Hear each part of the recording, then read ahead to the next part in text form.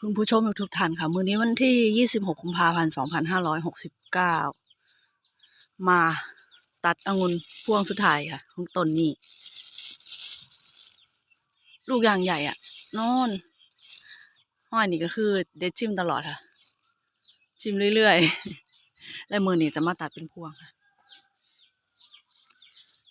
ตัดเลยว้ายว้ายอย่างหนักแล้วเราจะไปชั่งน้ำหนักนี่ค่ะเดี๋ยวเราจะไปชั่งน้ำหนักกันว่าพวกนี้อยู่น้ำหนักประมาณเท่าไหร่นะคะไปกันเลยดีกว่าจิบ